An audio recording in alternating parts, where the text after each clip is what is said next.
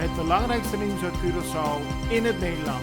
Extra Journaal, vers van de pers.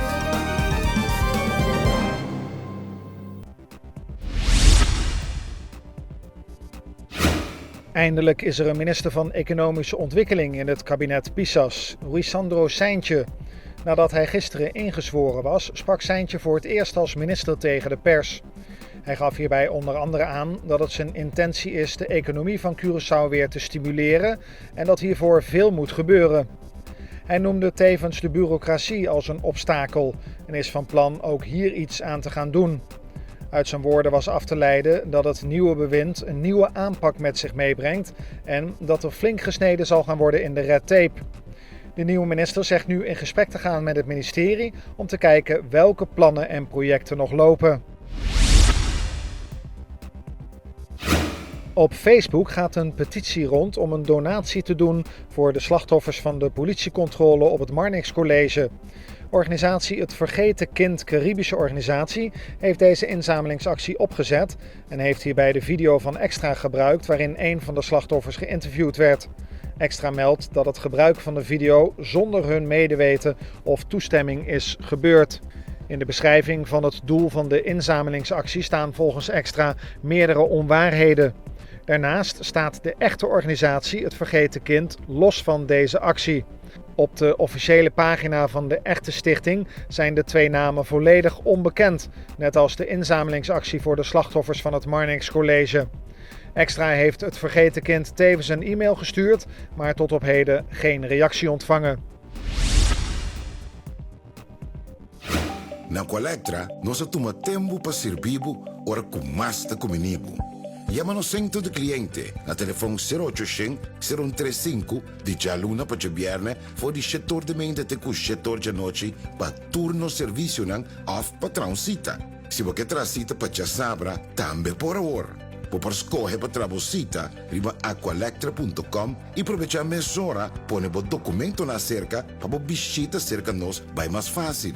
Sim, Aqualectra, seu centro de cliente, está claro para servir na momento que você come a bo.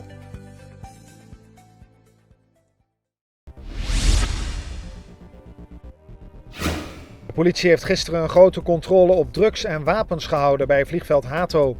Het personeel van KPC, dat werkt op Hato, heeft in samenwerking met de Koninklijke Marechaussee iedereen gecontroleerd die om een of andere reden in de buurt was, inclusief voetgangers.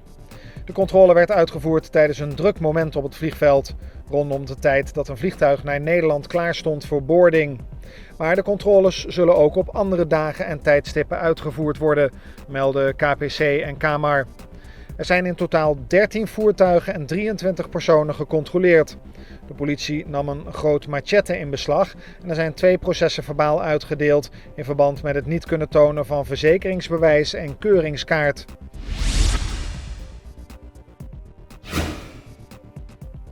Minister Charles Cooper van Verkeer, Vervoer en Ruimtelijke Planning houdt de benoeming van de nieuwe financieel directeur van FKP tegen. De woningbouwvereniging heeft al jaren geen financieel directeur en een achterstand op het indienen van de jaarcijfers. Dat meldt voorzitter van vakbond SEBI, Edward Sint-Jacobs, tegenover de Extra. Volgens SEBI heeft FKP enkel een algemeen directeur zonder financiële expertise. In 2018 is FKP een wervings- en selectieprocedure gestart voor een financieel directeur. Er werd een geschikte kandidaat gevonden, maar deze trok zich wegens privéomstandigheden terug uit de procedure. Er zou intussen een nieuwe kandidaat gevonden zijn. 2 maanden geleden is er een brief gestuurd naar de minister. Die heeft verschillende vragen gesteld die volgens Sint-Jacobs allemaal zijn beantwoord. Tot op heden weigert de minister te tekenen voor de nieuwe financieel directeur.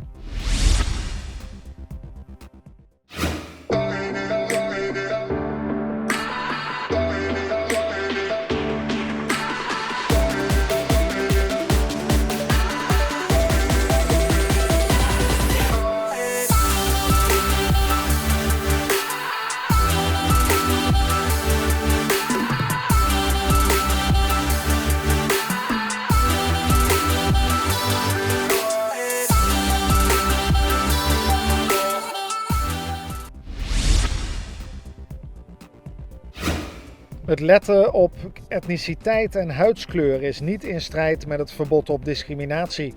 De Koninklijke Marechaussee maakt zich daarom niet schuldig aan etnisch profileren bij het controleren van mensen die het land binnenkomen.